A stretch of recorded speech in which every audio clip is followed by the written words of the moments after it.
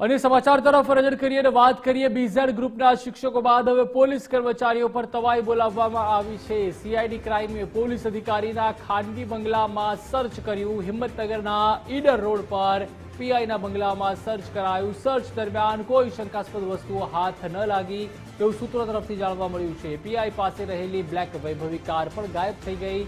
BZ ગ્રુપના કર્મચારીના નામે ખરીદાયેલી કાર ભેટ આપ્યાની આશંકા છે। તો વૈભવી કાર્ડ લઈને પણ સીઆઈડી ક્રાઇમે તપાસ હાથ ધરી છે।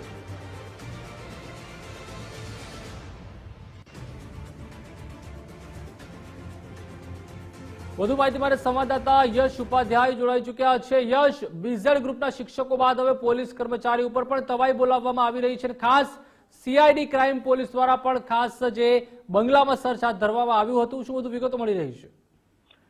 જે ચોક્કસથી પ્રતિપાલ જો વાત કરવામાં આવે તો બીઝેડ ગ્રુપ દ્વારા સાબરકાંઠા, અરવલ્લી સહિત સમગ્ર ગુજરાતના અલગ અલગ જિલ્લાઓની અંદર તમામ જે પોજી સ્કીમ દ્વારા ઠગવામાં આવે, જેમાં શિક્ષક હોય, પોલીસ કર્મી હોય કે નિવૃત્ત શિક્ષણ કર્મચારી કોઈ બી તમામને પોન્જી સ્કીમમાં ફસાવવામાં આવ્યા છે। ત્યારે આજે સાબરકાંઠાથી વાત કરવામાં આવે તો ઈડરથી હિંમતનગરથી ઈડર હાઈવે ઉપર જે મહિલા પીઆઈ છે એનું ઘર આવેલું છે, ત્યાં જે સીઆઈડી ક્રાઇમ દ્વારા તપાસ હાથ ધરવામાં આવી હતી। સૂત્રોની માહિતી એવી છે કે જે પોલીસના હાથમાં કંઈ લાગ્યું નથી, પણ તેમના જોડે જે બ્લેક કલરની ગાડી હતી તે ગાડી ગાયબ જોવા મળી રહી છે। એટલે કે કહી શકાય કે જે પ્રમાણે શિક્ષકોને મોંઘીદાટ ગિફ્ટો તેમજ વિદેશ પ્રવાસની યાત્રાઓ આપવામાં આવી, તેમ પોલીસ કર્મચારીઓને ક્યાંક કંઈક લાલચ આપવામાં આવી છે।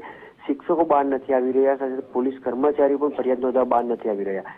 એટલે કહી શકાય કે જે પ્રમાણે બીજેડ દ્વારા લોકોને જે સ્કીમો આપવામાં આવી, લાલચ આપવામાં આવી, જેવા લોકોને આપવામાં આવી જે ફરિયાદ નોંધવા બહાર ના આવી શકે, પણ લોકોના કરોડો રૂપિયાનો પુલેકો પુરવનાર ભૂપેન્દ્ર ઝાલા હાલ ફરાર છે, પણ જેને ઠગવામાં આવે તમામ લોકો હાલ બહાર નથી આવી રહ્યા। જે ગરીબ વર્ગના લોકો છે તે લોકો બહાર આવી રહ્યા છે, ફરિયાદ નોંધાવી રહ્યા છે। સીઆઈડી ક્રાઇમ દ્વારા અલગ અલગ સ્કીમો તપાસ હાથ ધરવામાં આવી છે અને તમામના નિવેદન છે લેવાઈ રહ્યા છે, પરંતુ હાલ તો જે પોલીસ કર્મચારીના ઘરે સર્ચ કરવામાં આવ્યું તેમાં કોઈ પણ જગ્યાની માહિતી હાલ બહાર નથી આવી, પણ કહી શકાય કે આવનાર સમયમાં સીઆઈડી ક્રાઇમ દ્વારા કંઈક ને કંઈક પુરાવો રજૂ કરવામાં આવશે અને તમામ લોકો જે સંડોવાયા તમામની સંડોવણી બહાર લાવવામાં આવશે। જી પ્રતિભા, આભાર યશ, સમગ્ર માહિતી સાથે જોડાવા.